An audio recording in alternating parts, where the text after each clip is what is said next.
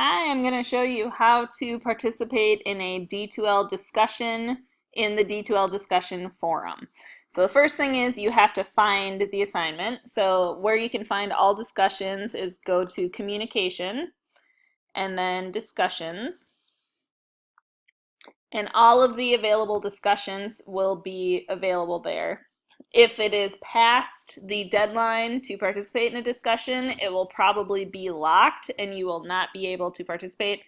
And if that's due to a medical issue or a documented family issue, you can usually email me and get approval to complete it after the fact.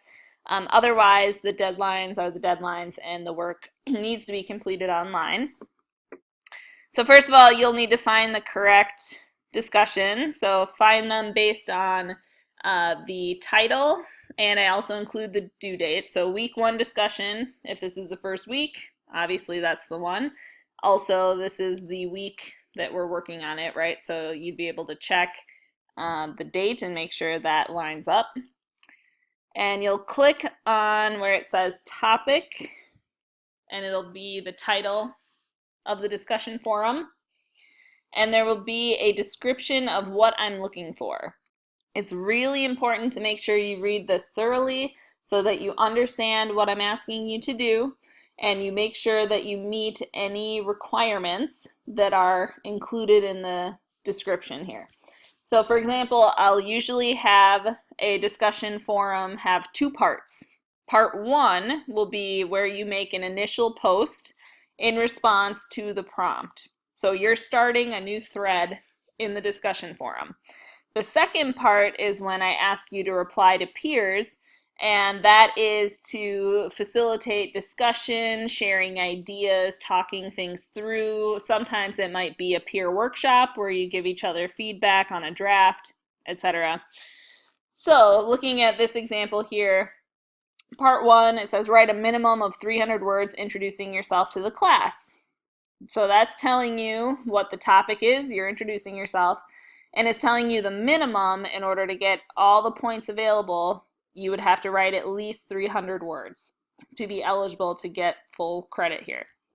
So if you write 200, you would get some of the points, but not all of them. And the further away you are from meeting the word count requirement, the fewer points you would earn.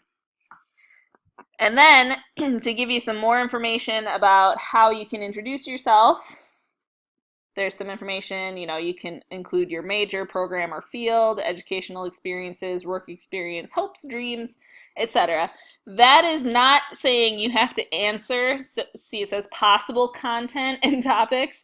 It's not saying you have to answer or address all of that. It's saying you could, if you wanted to, cover those areas in an effort to get to 300 words, because I don't want you to sit there and be like, oh, how am I going to write 300 words? I want to give you a plethora of ideas to get writing. So in order to do that, you'll say start a new thread. And here you're going to have some kind of title. I'm not terribly picky about what you title something. It's, up to you. But I usually include the title of what's going on in some way, shape, or form. So if it's personal introductions, I might say intro and then put my name or something like that. Then you would start typing in this text box here. And notice that you are able to do a lot of different things. You can use emphasis, bold, italics, underline. You can use bullet points, which most people like bullet points because they make things easier to read. You can change the font colors, but don't go too crazy. And then an important thing here is that you have the opportunity to spell check. So spell check will go through and it'll say, hey, this isn't a word. I think you mean this. Sometimes it's close, sometimes it's not. And then you can change it or not. If you want to replace, oh yeah, I did mean keepsake. Okay. And then it'll change it. Or you can decide to ignore. If you say subscribe to this thread, that means you'll get notifications when people reply to you. So if you care what people say back to you, which I hope you do, It'll give you a heads up, hey, somebody replied to you, so you don't have to keep going back and checking it yourself every time. If you want to add an attachment, or if you have to add an attachment, depending on what the prompt in the discussion forum is, it's right here where you would go through the same process as, say, uploading something to the D2L Dropbox. You would hit upload, find your document, choose it, and when all is said and done and you're happy with your post, you would click post. Another way to do this, if you're worried about meeting the word count requirement, or if you want a little more help with grammar and punctuation, you could start in a Word document and you can type everything up in the Word document. It has a better spell checker and grammar checker than D2L does. That's just the way the world works. And it also has that built-in word count in Word that they do not have here yet. So you could then copy and paste your writing into the text box here. And when you're all done, hit post. It will post it to the discussion forum, and you can double check that it actually went through. And when you're ready to reply to someone, like let's say, oh, I'm looking at this one. Oh, very interesting. I'm gonna reply to this. First of all, make sure you read it. Don't reply to people if you've only read their title or, the first couple words. Read something thoroughly before responding. So read through it. Then it'll give you the opportunity to reply to this thread. So you would hit reply. And you can choose to leave this original post on here, or you could choose to delete it. It's up to you, doesn't matter. And then you would start typing your reply. Again, you have the same options as, before, adding attachments, doing the spell check, which please do the spell check. But if you want to do the word count requirement, you will have to use Microsoft Word and then copy and paste it in to make sure that you've hit the word count requirement. And typically, I will ask you to write 200 words in response to at least 2 peers. So that gives you some flexibility in who you respond to and how many people you respond to.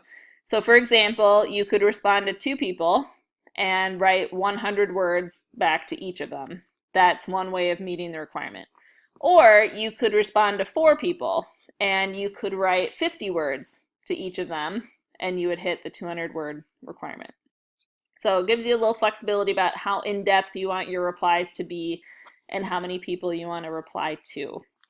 When you're all ready to post, you will hit post, and that will show up for that user, especially if they've subscribed, they'll get a notification that you've replied to them. So it's important. I am not going to be screening posts before you make them, before they're visible to others. So make sure that you are appropriate and you follow the golden rule, treat others as you would want to be treated. So don't be mean. And remember, everybody's trying to learn. It's not a competition. We're supposed to be helping each other. And also keep in mind that